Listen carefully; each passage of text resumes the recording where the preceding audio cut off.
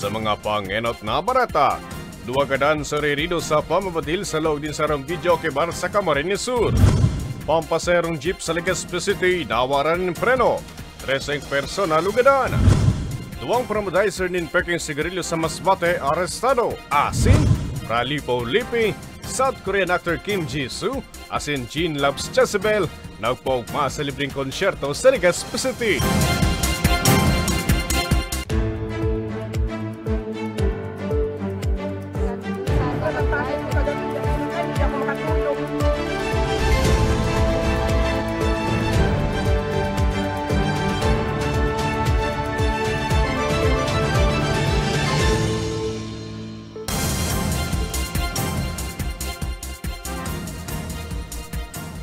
Diyos maray na banggi, uninan mga baretang dapat nindong maaraman ngunya na Lunes, Disyembre 9, taong 2024. Sa detalyes, duwang marino gadan kan pagbabadilon sa laog nin sarong video okay bar sa Pasakaw, Camarines Sur. PNP blanco pa sa kung anuan motibo kan mga daipan na bibistong kagibo. Si Arielo Bea sa bilog na detalye. Gada ng duwang marino kan pagbabadilon sa laog nin sarong video okay para sa Barangay Santa Rosa del Sur, Pasakaw, Camarines Sur, alas 10:45 nin bangi ka nakaaging Biyernes, Disyembre 6. Pigbistuan mga biktima na sinda Roberto Canya, 58 anyos, asin Godofredo di Austria, 42 anyos, kapwa residente kan Macrohon, Southern Leyte. Nakaligtas naman sa pambabadil ang pag-iriban nindang marino na si Socrates Oy, 50 anyos kan Calamba, Misamis Occidental, asin 4 na iba pa. Basado sa investigasyon kan Pasakaw Municipal Police Station, nagkaaragdahan ng anom na marino na mag-inom sa barmantang nakaangkurahe ang pigtatrabahuan nindang barko sa Pier kan Pasakaw. Alagad sa katahawan kan sa indang pag-inom, basang nasa nasindang pinagbabadil kan duwang daipa na bibistong kagibo. Dado na spot si Nakanya asin si di Austria, mantang nagsapo nin mga lugad sa hawak si Oy na naidalagan pa sa ospital. Makalis ang pambabadil, tulos man na duminulag ang mga sospek na hastang unyan ang pigahanap pa kan otoridad.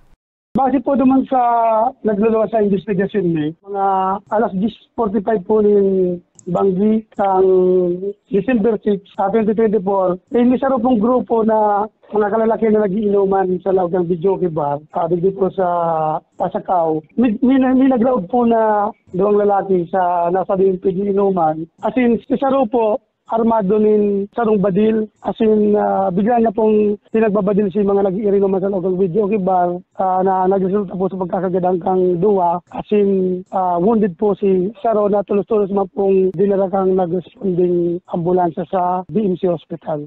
Pigaarang pangunyan kan Pasakaw MPS ang motibo sa krimen. Mahahampang man ang mga suspect sa kasong frustrated murder. At large yung suspect, kakasuhan namin sila ng 2 counts of murder sa frustrated murder.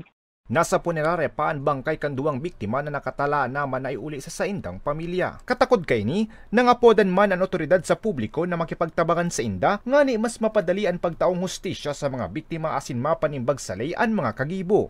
Para sa mga baretang tatak Bicol, Arielo Bea.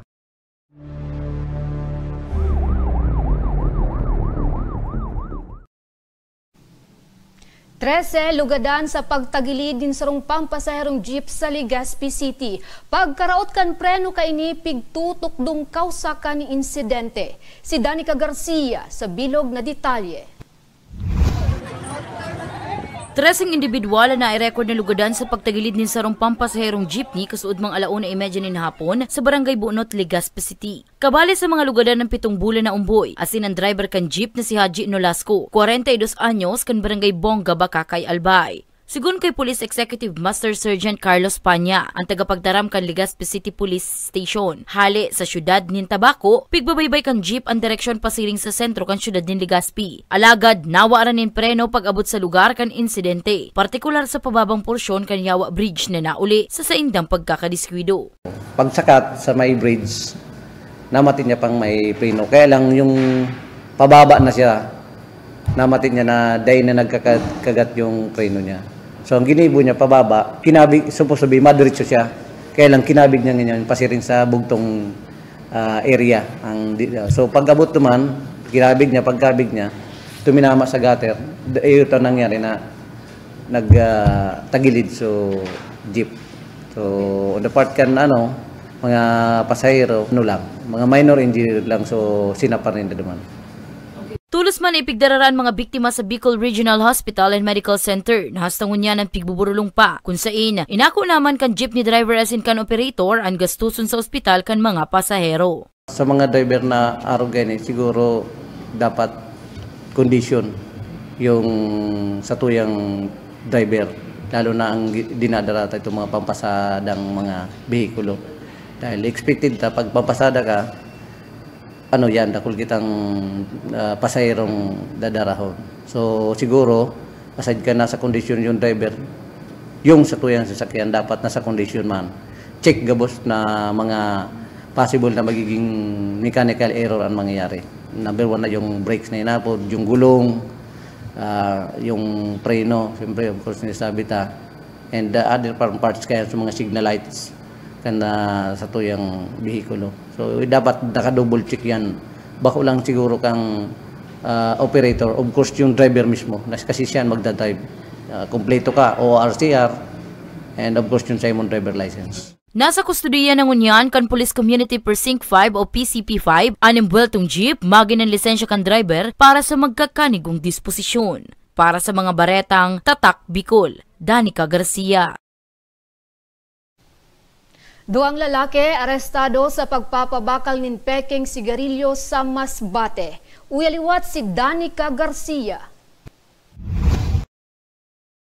Arestado huli sa pagpapabakal ng peking sigarilyo ang duwang promodizer sa Barangay Kurbada, Kataingan, Masbate, alas 2:30 ng banggi ka nakaaging Biyernes, Disyembre 6. Pigbistan mga sospek na sinda alias Ronel, 34 anyos, residente kan Barangay Kabid-an, Sorsogon City, asin alias Jerome, 35 anyos, residente kan Barangay Gilotongan, Kataingan, Masbate. Sigon kay Police Captain Estrella Torres, ang tagapagtaram kan Masbate Provincial Police Office. Ang punong barangay kan Barangay Mintak, Kataingan ang nakapagsumbong sa indang opisina. Domingo, Disyembre 1 kan mapabakalan subuot nin duwang suspitsado ang inakanaon ng bita na punong barangay na may pagrugaring na tindahan. Ninpig kakarkulong abuton sa 47,690 pesos na kantidad nin peking sigarilyo. Huli sa kadudadudang presyo, nagpatabang ang opisyal sa mga kabarangay kaini na mahanap ang mga sospek alagad dain na nahiling pa ang mga ini. Alas 2:30 nin hapon kan Disyembre 6, kan mahiling ang mga sospek kan bayawon kan biktima sa Barangay Poblasyon, Kataingan na nagpapabakal nin mga sigarilyo sa mga tindahan, duman hasta sa maaresto. Alam na nila how to sell kasi commodizer naman sila. So, na-encourage nila na yung about sa mga discount. So, parang na-encourage yung mga tinda, mga may-ari ng store, na sa kanila kukuha kasi niya naman malaki yung discount, mas marami yung magiging income once na dun sa kanila kukuha. Without knowing na yung tinitinda pala ng mga suspects na to is fake pala, hindi naman yung talagang authentic na brand ng sigarilyo. Kasabay kan pagkakaaresto, nakumpiskar man sa duwang sospek ang 10 rim nin peking sigarilyo. Binerify. Hindi lang naman nag-rely dun sa report ni Kapitan. Inano pa din, ma'am, hinanapan sila ng mga pertinent documents na magpapatunay na legal, kaso wala silang pinakitang papeles. So, yun, hinuli sila, ma'am, at dinala sa police station. Sa ngunyan, nasa kustudiya pa kan Kataingan MPS ang duwang suspitsado as sinahampang sa kasong pagbalgar sa Republic Act 8293 o Unintellectual Property Code. Para sa mga baretang Tatak Bicol, Danica Garcia.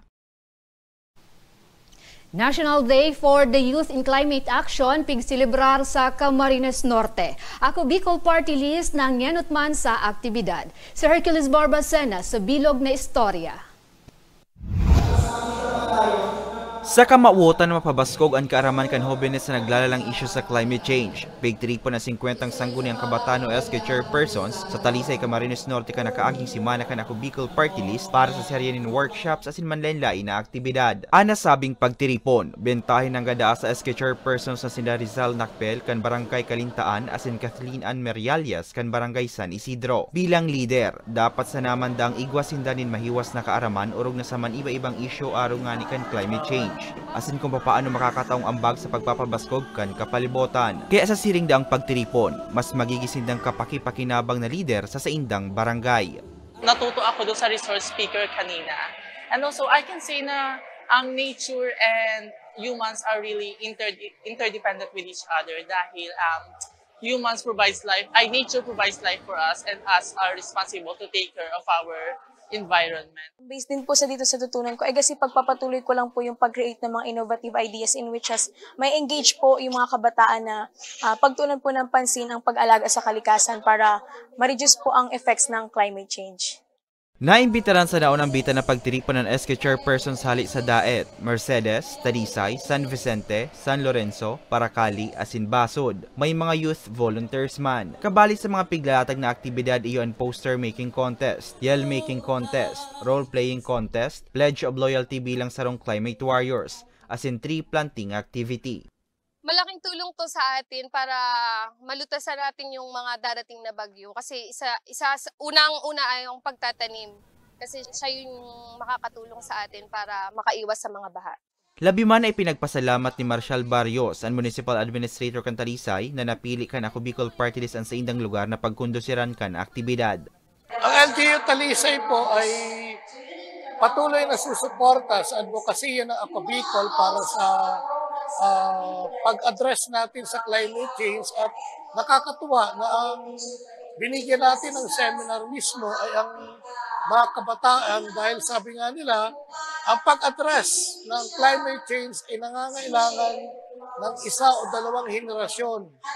Asigurasyon man kan partido na padagos sindang mabusolin mga programa asin inisyatibo, tangay na padagos na makataunin magayo na ambag sa kapalibotan na syertong papakinabangan kan mga masunod pang henerasyon. Para sa mga Baretang Tatak Bicol, Hercules Barbacena.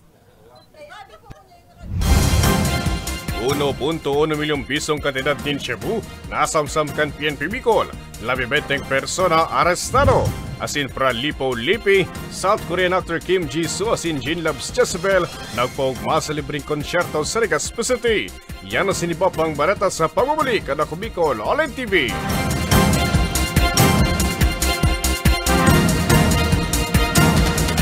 Marahin aldaw sa Indo Gabos. Ang aldaw na ini ay para sa Indo, para sa tuyang mga kababayang Bicolano na nangangaipuhan kan kalinga, asin manlain-lain na medikal na serbisyo. Ini po ang sa tuyang dalan para makapaghatod kan serbisyo maski guraano ini karayo o karani ang sa Indong kinamumugtakan. Ang Tarabangan Caravan ay saro pong inisyatibo kanako Bicol Party List na igwang layunin na darahon ang serbisyo medikal asin dental direkta sa saindong mga komunidad. Aram po niya to na daigabos may kakayahan o pagkakataon na makaduman sa ospital o klinika. Kaya't kami na po ang nagrarani sa Indo. Kaibahan ang matitibay na doktor, dentista, medical personnel, asin mga volunteer kan ako Bicol Party List.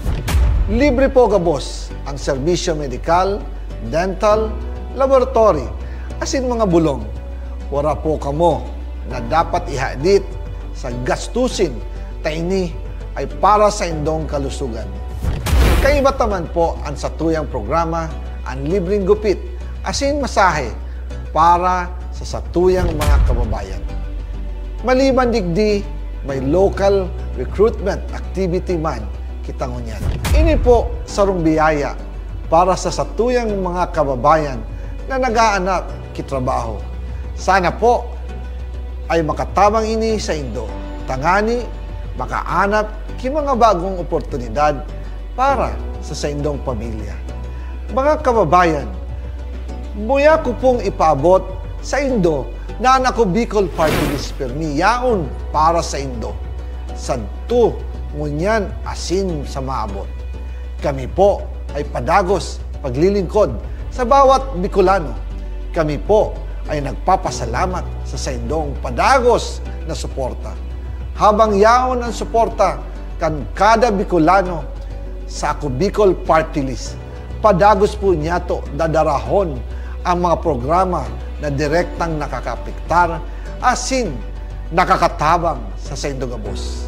Sa Giraray, dakulang pasasalamat po sa indong pagtangkilid, asin pagtitiwala, naway padagos niya itong ipangadji ang mga kalusugan, asin kaligtasan kang bawat saro. Padagos po kitang magtarabangan, asin magkasararo para sa mas malusog, asin masiglang Bicolandia. Dakulang salamat po, asin maray na aldaw sa Indogabos.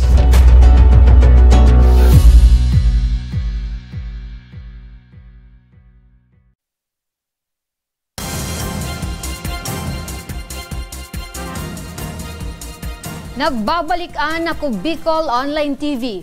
1.1 kantidad o 1.1 milyon pisong kantidad din shabu nasamsam kan PNP Bicol kan nakaaging simana. Labis sa 20 individual arestado man. Si Angeline Dagta sa bilog na detalye. Nagpakol sa 1.1 milyones pesos na kantidad din shabuan nasamsam kan otoridad sa Anti-Illegal Drug Operations kan Philippine National Police Bicol kanominaging semana. Sigun sa tagpagtaram kan PNP Bicol na si Police Lieutenant Colonel Maluca Lubakib, na-record ini poon Disyembre 2 sundukan Disyembre 8 kung sain sa 23 na operasyon na pigkasar kan PNP, 26 na drug suspects ang matrayumpong nadakop, asin total na 169 gramo nin shabuan na kumpiskar na pigkakarkulong nagkakantidad ni 1,151,070 pesos. Nasa 169 grams. So, hindi pa siya half kilo ng illegal drugs. So, depende po ito sa pricing ng DDB kung ilan po ang amount ng illegal drugs per area. Nakuha po natin ito based from the PDEA DDB value po. Sa naunang bita na operasyon, ang probinsya nin Camarines Norte ang may pinakahalangkaw na nakumpiskar na droga na nagpakol sa 761,600 pesos. Sinundan ini kan probinsya nin Albay na nakakumpiskar man nin 243,848 pesos na kantidad nin shabu, 76,840 pesos sa Masbate, 43,656 pesos sa Camarines Sur, 20,706 pesos sa Naga City, 3,400 pesos sa Catanduanes, asin 1,020 pesos sa Sorsogon. Actually, everyday po ang ating operation sa anti-illegal drugs. So, hindi po natutulog ang ating mga operatiba, lalo na po sa pagtugis nitong mga nag-proliferate na illegal drugs dito sa Region 5. So, asahan po ninyo na everyday or in a week time, hindi po tayo masisiruhan ng accomplishment sa illegal drugs dahil po sa mga masisipag po ang ating mga kasamahan sa mga lower units, sa mga municipal police station, kasama ng PIDEA, and then yung ating mga informants sa pinaka-importante na binibigyan tayo ng information with regards to illegal drugs, kung saan babagsak, saan galing.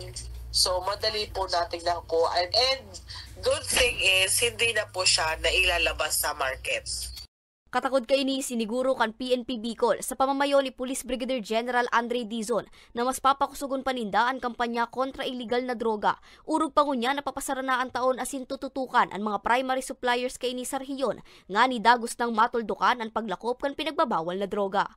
Para sa mga baretang Tatak Bicol, Angeline Dagta. Shearline padagos na mapauran sa Kabikolan sigun sa Pag-asa. Sundo no arin ni Mama Matean. Aramon sa report ni Angeline Dagta. Sa ibong kan makusog na pag-uuran kasubagong aga, pinursigi ng gad gan magpartner na sinda Michelle asin Steve na maghanap nin pwedeng mabakal na pasalubong. Nakatalaan na kayang magbiyahe pabalik sa US si Steve sa aga. Istorya ninda, siyam na aldaw na sindang nakabakasyon sa Legazpi City. Alagad huli kan mga pag-uuran, mas dakol pa ang pigtinir ninda sa pigdagosan nindang hotel. Lagi lang naman kami sa hotel, naka-stay. Lumalabas pa, minsan-minsan lumalabas. Pumupunta sa anak ko, sa school ng anak ko. Mag-ingat na lang po sa ulan, lalo na sa baha, di ba? Well, no matter where you're at, you have weather. If you don't like it, wait a few hours, it'll change. Ang estudyanteng si Junilin para mientras na nagpauraw muna sa event center kan Embarcadero de Legazpi. Sabi niya, huli ta suspendido ang klase, nagdesisyon na sa nasindang magkakaklase na mag-practice para sa gigibuhon nindang performance sa indang klase. Dahil sa weather po ngayon is nagkakaroon po ng discrepancy sa mga activities which is nakaka-affect po siya sa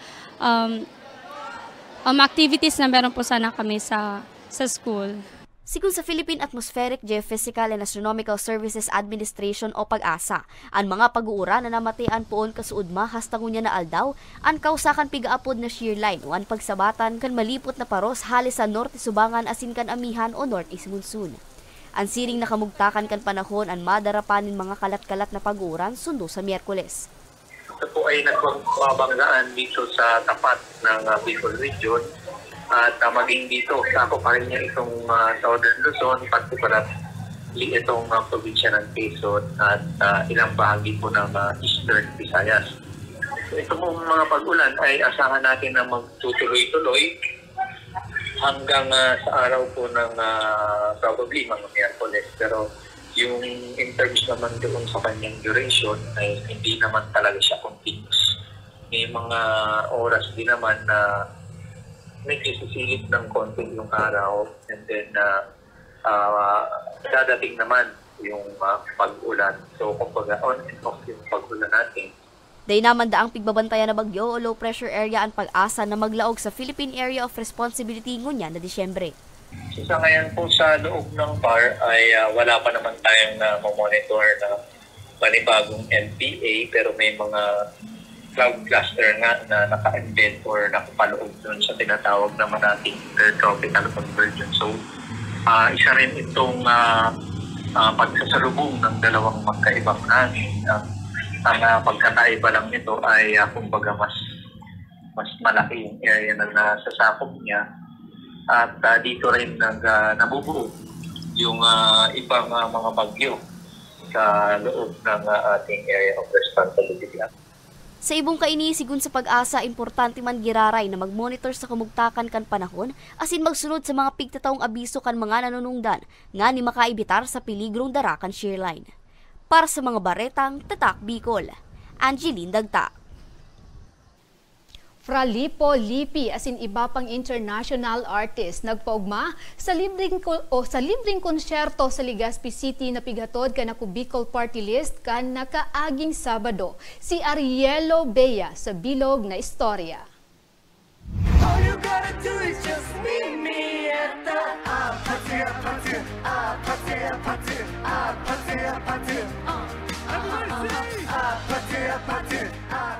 Napano nin kinatos na katawo ang ibalong Centrum for Recreation sa Legazpi City ka nakaaging Sabado, huli sa libreng konsyerto kan darakulang performers hali sa laog asin luwas kan nasyon. Tampok digdian South Korean actor na si Kim Jisoo na nagpakilig sa audience. The crowd is shine for you. Rakraka naman na natod kan twin brothers na si Michael at si Ray Aston kan British rock band na Ginny Loves Jezebel.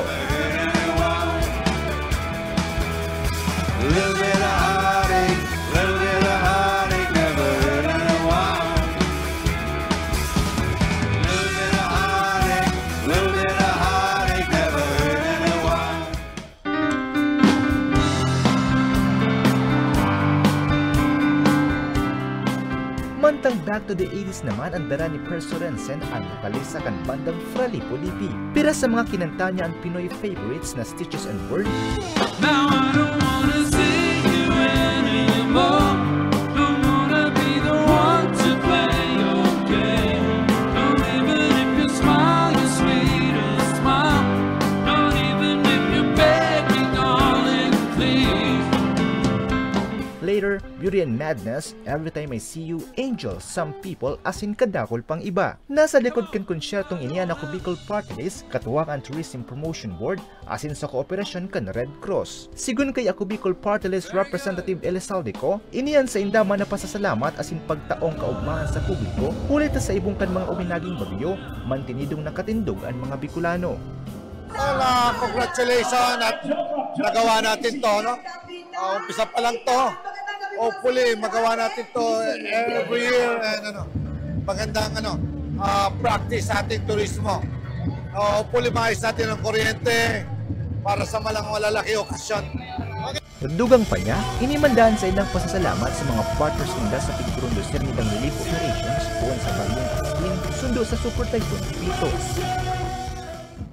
Well, wait po kayo. Maraming darating, maraming trabaho, maraming development, and exciting po for Bicol, for Albay, ang pinaka-darating na mga development like the hospital, like ang kuryente po ng Albay, maayos na natin, Haven, lahat na sa Haven, lahat pong development dito sa Albay, malaking bagay po na convention, the stadium, lahat. Siniguro man iko, napadagos na mabilog yung mga inisyatibo at mga programa sa idang partido nga ni makatabang sa mga kapwa niya Bicolano urong na itong mga nasa laylayan. Para sa mga baretang tatak Bicol, Ariel Obeya.